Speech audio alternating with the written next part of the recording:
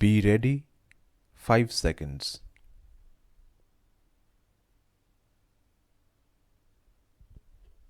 Sir, thank you very much. I had the privilege of being nominated as one of the 4 special envoys that the Honorable Prime Minister deputed to the countries around Ukraine following the launch of military operations on 24th February, when it became necessary to escalate the evacuation of Indian students who were studying in the Ukraine. Sir, anyone who has even a nodding acquaintance with issues relating to foreign security policy, and anyone who watches global hotspots will know that the determination that is required to be made when situations of tension are escalating and there is exacerbation of tension, timing is of the essence. So, let me start, sir, by providing a perspective based on facts with which I am personally familiar. The Honorable Member Shri N. K. Premachandran, who was the lead speaker today, made some excellent points.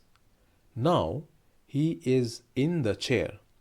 So I address the chair, and through the institution of the chair, I address the Honorable Member Shri N. K. Premachandran, who is the chairman now. Sir, first of all, let me say what the Honorable Member said and what the other Honorable Members have said have signified a broad and unambiguous support for the government's evacuation efforts. There have been differences of nuance, and I would like to take the opportunity to comment on one of 2 of them. The very fact that our embassy, our resident mission in Kyiv, Ukraine, decided to undertake a registration of all our students there in the month of January was a clear pointer in the direction of anxiety, and the fact that we were preparing ourselves for an eventuality of the kind that unfolded in the aftermath of the military operations of 24th of February. Sir, one honorable member sought to draw distinction in the language which the Government of India issued as part of its advisory, and the language which some other countries issued. I believe a reference was made to the US advisory, Australian advisory, and New Zealand's advisory. Sir, I have been a student of the English language. In any case, an advisory, by definition, is an advisory where you advise. A government cannot direct private citizens who have gone of their own volition to leave a place. The advisory was unambiguous. It mentioned the term all non-essential. The term all non-essential means except those whose continued stay there is necessary on account of a number of facts. It means that our colleagues in the embassy would have to stay there, and they stayed right towards the end till they had to be relocated to another place. So, I think the advisory issued on the 15th of February and the subsequent advisories issued, if I remember correctly, on 20th February and 22nd February had the effect of 4,000 of our young friends leaving Ukraine pursuant to those advisories. Now, the question is this. I have some experience because I was there. Why did rest of the people not leave? Was it a choice that they exercised because they thought military operations would finally not take place, or was there some other consideration?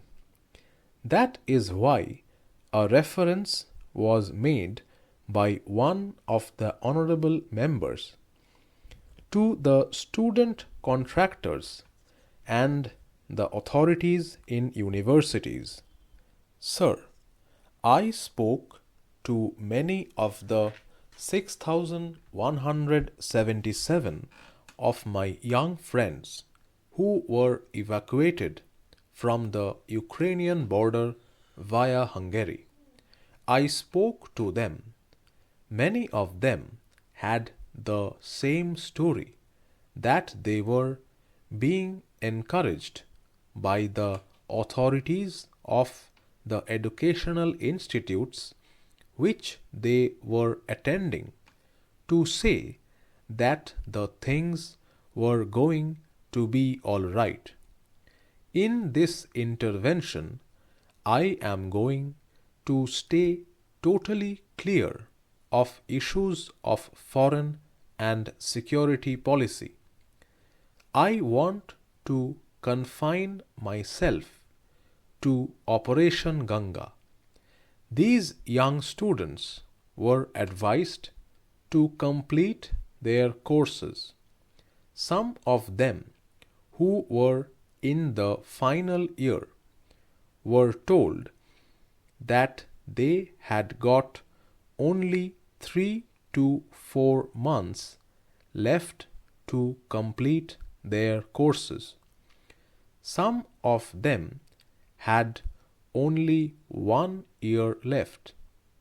They were told by the universities that if they choose to leave, they may not be able to organize online classes, and that may result in their losing a year.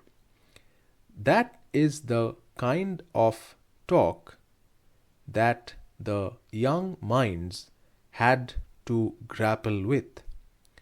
On the 15th, when we issued the first advisory, or on the 20th, till the military operations actually took place, it was a determination that they had made.